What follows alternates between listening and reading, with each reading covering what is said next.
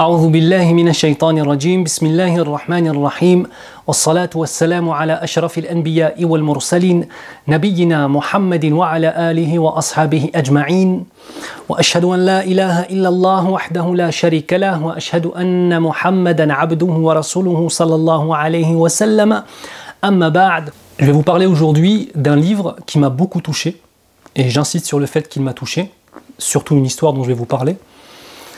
Un livre que je trouve bien écrit, intelligemment fait, et dont les personnages ont été choisis avec stratégie et brio.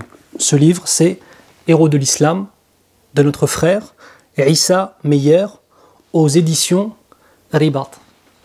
Ce n'est pas le premier livre du frère, Tabarakallah, il en a écrit d'autres, qui sont de grande qualité, il y a aussi des traductions, mais celui-ci m'a particulièrement touché. Pourquoi ? Parce que le principe est simple. Prendre la biographie de grands hommes de l'histoire de l'islam. Chaque biographie est faite avec mashallah, une précision extrême, avec une exigence historique que j'ai trouvée assez remarquable. On sent vraiment que le frère est dans ce domaine-là, domaine de l'histoire en fait.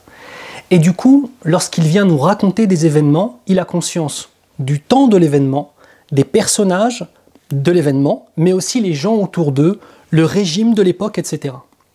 Ce qui donne une vraie pertinence dans les petites remarques éparses ici et là, qui viennent nous faire comprendre en fait finalement, non pas simplement l'histoire, mais le temps dans lequel le personnage a vécu. On a la vie des grands sahaba radiyallahu anhum, tels que Abu Bakr as-Siddiq radiyallahu anhu, tels que Omar ibn Khattab radiyallahu anhu. On a ensuite la vie de Mohammed ibn al-Qasim, Omar ibn Abd al-Aziz, de l'imam Malik ibn Anas rahimahullah, de al-Bukhari, de Ibn Hazm, de Ibn Taymiyyah rahimahumullah, de Mehmet al-Fatih, de Malcolm X sur la fin. Donc en fait tout un tas d'histoires. Moi personnellement, il y a une histoire qui m'a vraiment, je vous le dis sincèrement, elle m'a fait pleurer l'histoire. C'est l'histoire de Al-Hussein ibn Ali et de son martyr, ainsi que le martyr de sa famille. Franchement, l'histoire est vraiment bien racontée et elle n'est pas racontée simplement pour rester à l'état de théorie.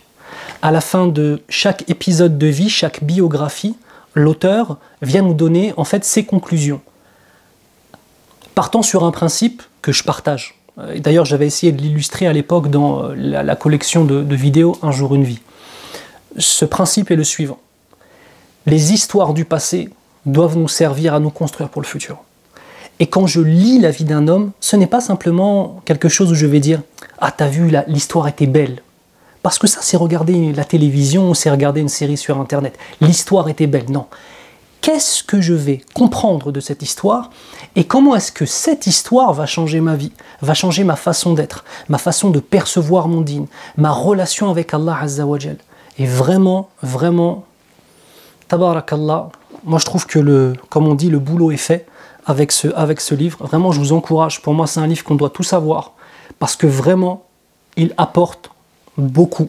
Dans un domaine des biographies qui est déjà assez saturé, eh bien, je trouve qu'il se démarque, vraiment. Je vous encourage tous et toutes à acheter ce livre, Inch'Allah ta'ala. En plus, c'est de l'auto-édition, donc ça fait toujours plaisir d'acheter pour nos frères et pour nos sœurs et d'encourager les initiatives comme celle-ci. Tabarakallah, qu'Allah vous facilite. Lisez ces livres. Honnêtement, vous ne serez pas déçus, Inch'Allah ta'ala. Uhibbukum fillah. Je vous dis à bientôt pour la présentation d'autres livres, Inch'Allah. Wassalamu alaikum wa rahmatullahi wa barakatuh.